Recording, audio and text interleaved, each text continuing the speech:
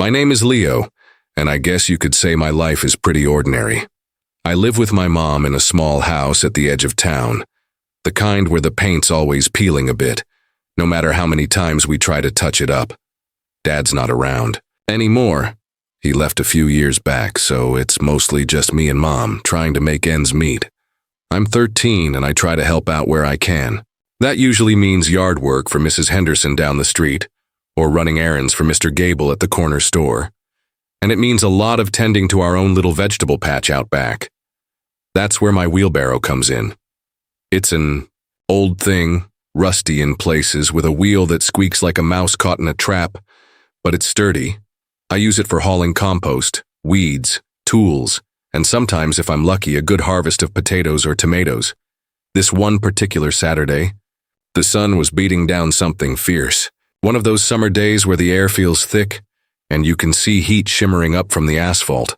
I'd finished weeding our garden and decided to take a load of clippings to the compost heap we share with a few neighbors, a little ways, down a dirt path that snakes behind our row of houses. As I was trundling along, squeak, squeak, squeak went the wheel. I saw someone sitting on an old tree stump just off the path. It was an old lady. She was small, her hair white and a bit wispy like dandelion fluff. She was wearing a nice light blue dress, but it looked a bit rumpled, and she had a bewildered look on her face like a little bird that had fallen from its nest. She was dabbing at her forehead with a lace handkerchief and her shoulders were slumped. I stopped my wheelbarrow. "Ma'am," I said, trying to keep my voice soft. "Are you all right?" She looked up, and her eyes, though a bit cloudy, were a kind, gentle blue. "Oh dear," she said, her voice quavery.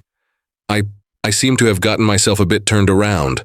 I was just out for a stroll, enjoying the sunshine, and now I don't quite know where I am." My heart went out to her.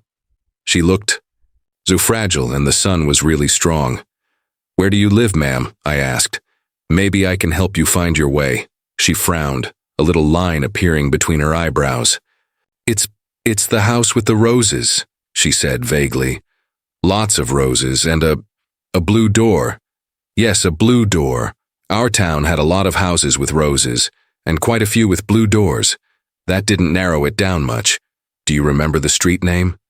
I prompted gently. She shook her head slowly, looking even more distressed. "Oh, I'm usually so good with things like that. My head, it's a bit muddled today. It's this heat, I expect." She looked around, her gaze unfocused. Thomas will be worried, he always fusses." I didn't know who Thomas was, her husband maybe, or a son. But I knew she needed help. "Well," I said, trying to sound cheerful and confident, like Mom does when I'm feeling down. "It's too hot for you to be sitting out here, ma'am. How far do you think your house is?" "Not far, dear. Just over there, I think." She waved a frail hand in a general direction that could have been anywhere. I looked at her, then at my empty wheelbarrow. An idea popped into my head. It was a bit silly maybe, but it was the best I could come up with. "Ma'am," I said, a little nervously. "I know this might sound a bit odd, but would you let me give you a ride in my wheelbarrow? It's empty, and it'd be quicker than walking, especially in this heat. We can go in the direction you think, and maybe you'll recognize something."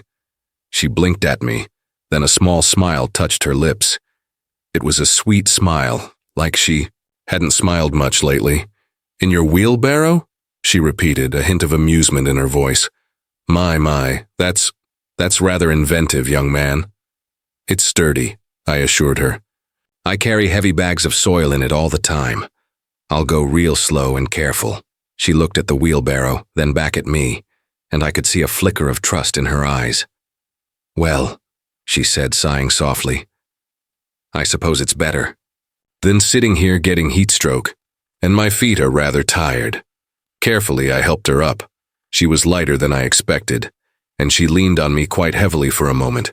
I maneuvered the wheelbarrow close to the stump and helped her settle in. It wasn't exactly a comfortable ride, I'm sure, but I tried to arrange her as best I could, making sure her dress didn't get caught on any rusty bits. She held onto the sides, her knuckles white, but she had a little twinkle in her eye now. All right, ma'am, I said, gripping the handles. Which way first? She pointed vaguely towards the west. I think I came from that way, past the big oak tree. There was a big oak tree about a quarter-mile down the path, near where it met a proper road. So, we set off. Squeak, squeak, squeak. Went the wheel. A little louder now with the extra weight. I pushed slowly, trying to avoid the biggest bumps. What's your name, dear? She asked after a few minutes. Leo, ma'am. Leo, that's a fine, strong name. I'm Agnes. Nice to meet you, Agnes, I said, trying to puff out my chest a bit, like a Leo should. We talked a little as we went. She asked me about school, what I like to do. I told her about our garden, about helping Mom. She told me she loved gardens, especially roses. She said her Thomas had planted the most beautiful rose bushes for her years ago. Her voice sounded sad when she said that, and I wondered if Thomas wasn't around anymore, like my dad. Every now and then, I'd ask, "Does this look familiar, Agnes?" And she'd peer around, her brow furrowed in concentration. Not quite, Leo, but perhaps just a little further. We went past the big oak tree. We turned onto a quiet residential street. I pushed her along the sidewalk. People stared a bit. A boy pushing an old lady in a wheelbarrow isn't something you see every day, I guess. I felt my cheeks get warm, but I just focused on Agnes. She seemed to be enjoying the ride in a strange way. She'd point at a pretty flower garden or a house with an interesting color, a bit like a queen on a very strange, wobbly throne. It's been a long time since I've been in a wheelbarrow, she chuckled at one point. Not since I was a little girl playing on my grandfather's farm. That made me smile. It felt good making her smile. We must have been going for nearly an hour. My arms were aching and sweat was dripping down my face and stinging my eyes. The sun was still relentless. I stopped a couple of times to wipe my forehead and catch my breath. Agnes would pat my arm and say, "Don't you tire yourself out too much, Leo. You're a very kind boy." I was starting to worry.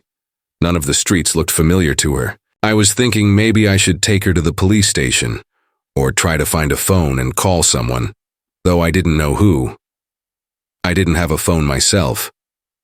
"Agnes," I said gently, after we'd turned down another street that drew a blank from her. "Are you sure about the blue door and the roses? Maybe if you tell me something else about your house, like is it near a park or a shop?" She closed her eyes for a moment, thinking hard. "There's a white picket fence," she said slowly, "and a bird bath, a stone bird bath with a little cherub on it. A white picket fence and a bird bath." That was a bit more specific. I knew a neighborhood a little further on, more towards the nicer part of town, where a lot of houses had picket fences. It was a bit of a trek, though. "Okay, Agnes," I said, taking a deep breath. "I think I know a place that might have houses like that. It's a bit further, though. Are you feeling okay to keep going?" She nodded, her gaze a little more focused now. "Yes, Leo, thank you. I feel I'm in good hands." That gave me a new burst of energy. So on we went. Squeak, squeak, squeak. My muscles were really burning now and my t-shirt was soaked through. But every time I looked at Agnes, saw the hope in her eyes, I kept pushing.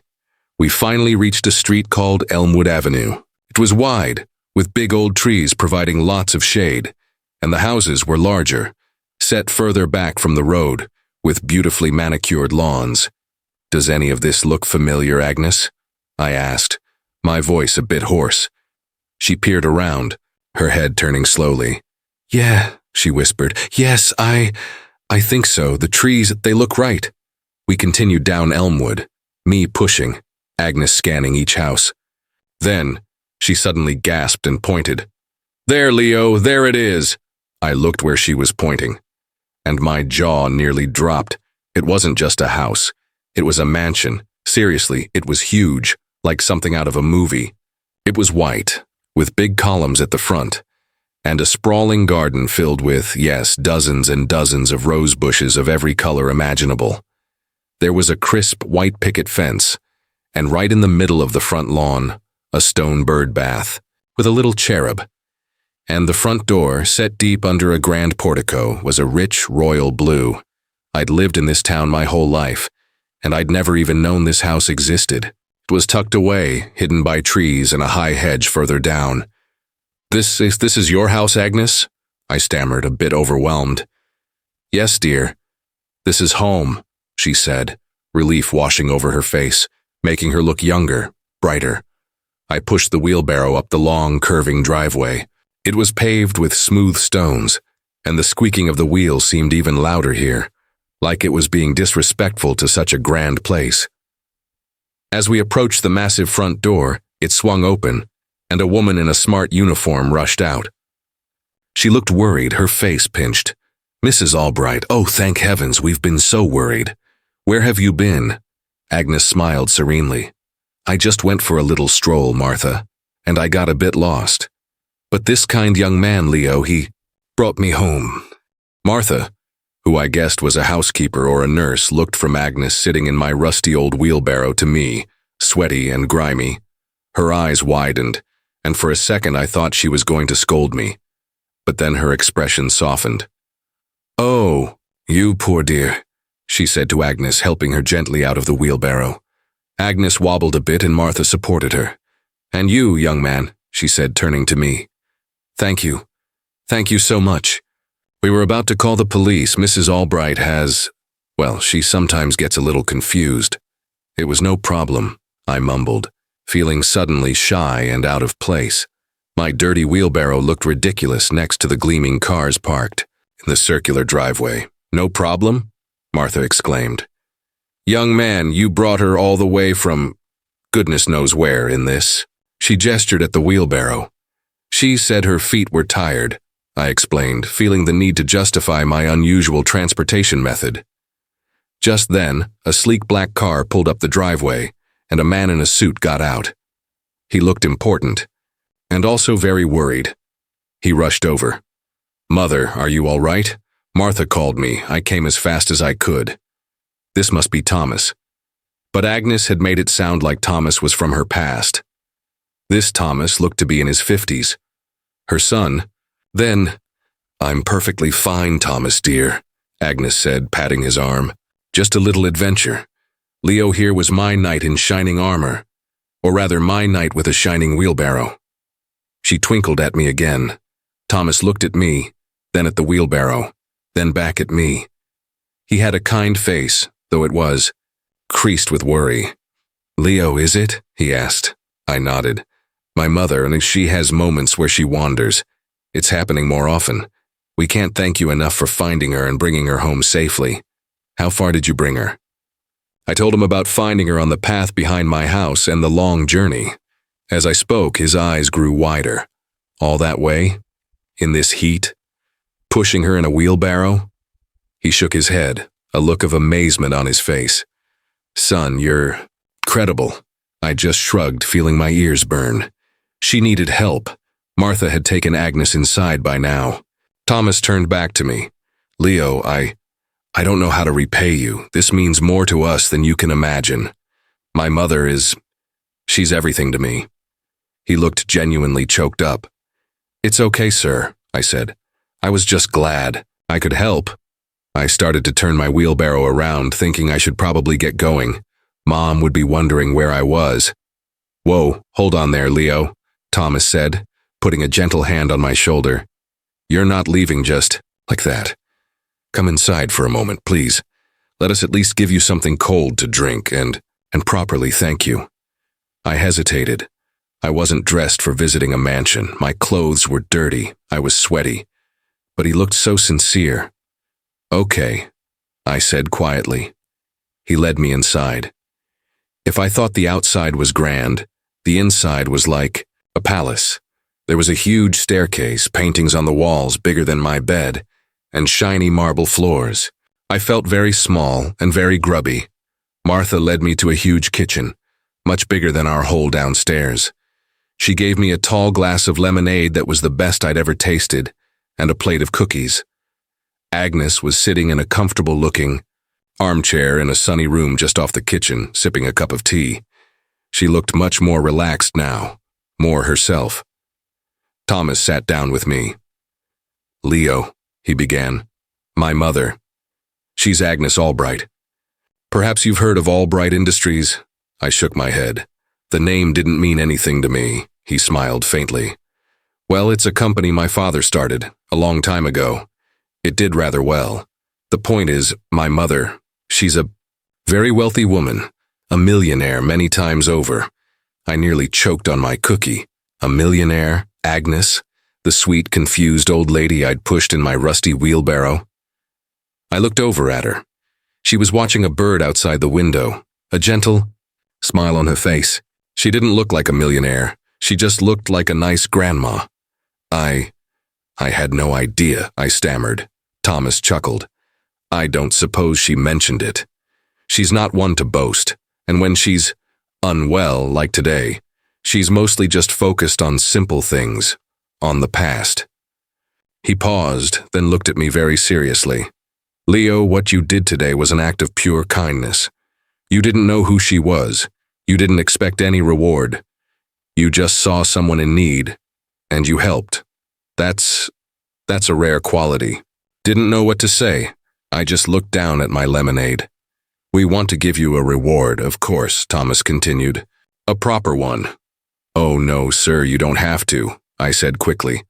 The lemonade and cookies are great, and I'm just glad Agnes is safe. It was the truth. Seeing her safe and sound in her home, that was the best feeling. Thomas smiled, a warm, genuine smile. I know you mean that, Leo. And that's what makes it all the more important that we do something. My mother has already insisted. He leaned forward. She wants to set up a college fund for you, a full scholarship for whatever you want, to study wherever you want to go. My eyes widened. College. Mom and I talked about it sometimes, but it always seemed like a far-off dream, something we could never really afford. A college fund? Yes, Thomas said, his eyes twinkling now, a bit like Agnes's. And, he added, she also wants to make sure your mother is taken care of. Perhaps help with that peeling paint you mentioned your house has, or anything else she might need to make life a little easier. Agnes has a very soft spot for hard-working mothers. I was speechless. This was unbelievable. It felt like a dream. All this, just for helping someone? Agnes must have heard us because she called out from the other room. Is he? Saying yes, Thomas, he's a good boy, he deserves it. I looked at Thomas and I think he saw the tears welling up in my eyes because his expression softened even more. It's the least we can do, Leo. You saved her from what could have been a very dangerous situation, and you treated her with such kindness and respect. Later that afternoon, Thomas himself drove me home. When we pulled up to my small, slightly peeling house, Mom was on the porch, looking worried. Her face changed from worry to surprise when she saw me get out of a fancy black car with a man in a suit. Thomas explained everything to her. Mom cried. I'd never seen her cry like that, not from sadness, but from, overwhelming relief and gratitude, I guess. She kept hugging me and thanking Thomas and then hugging me again. The next few weeks were a bit of a whirlwind. Lawyers came and set up the college fund. Some very nice men came and gave our house a fresh coat of paint, a lovely sunny yellow that Mom picked out. They fixed the leaky faucet in the kitchen and repaired the broken step on the porch. Mom was able to quit her second job, the one in the evenings that made her so tired. She started smiling more, a real, relaxed smile that reached her eyes. I went to visit Agnes a few times. Not in my wheelbarrow, though. Thomas would send a car for me, or sometimes he'd pick me up himself. We'd sit in her sunny room, or sometimes in her beautiful rose garden. She was usually much more clear-headed during those visits. We'd talk about books and gardens, and she'd tell me stories about when she was a girl. She always had cookies. For me, she never really talked about being rich, not directly. She just seemed happy to have a young friend. She still called me her knight with the shining wheelbarrow. And she always asked about my squeaky wheel. One day, Thomas presented me with a brand new wheelbarrow. It was bright green, with a smooth, silent wheel and sturdy rubber handles. It was the fanciest wheelbarrow I'd ever seen. I thanked him, of course, but I told him I was kind of fond of my old rusty one. It had a lot of good memories now. He understood. Life did change for me and Mom after that day. Things got easier financially. The worry lines on Mom's face started to fade. And knowing I had college paid for, it was like a huge weight lifted off my shoulders, a weight I hadn't even fully realized I was carrying. But the biggest change, I think, was inside me. It wasn't about the money or the new paint on the house. It was knowing that a simple act, just helping someone who looked lost and scared, could lead to so much. Not just for me, but for Agnes too. Thomas said I'd brought a bit of joy and adventure back into her life, at a time when things were getting a bit confusing for her. Sometimes, when I'm out in our garden, using my old rusty wheelbarrow, I still use it for most things. The new one feels too special for everyday muck. I hear that familiar squeak, squeak, squeak, and I don't just think of hauling compost anymore.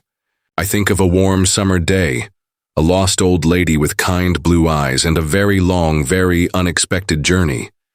I learned that day that you never know who you're helping, or what their story is. But it doesn't really matter.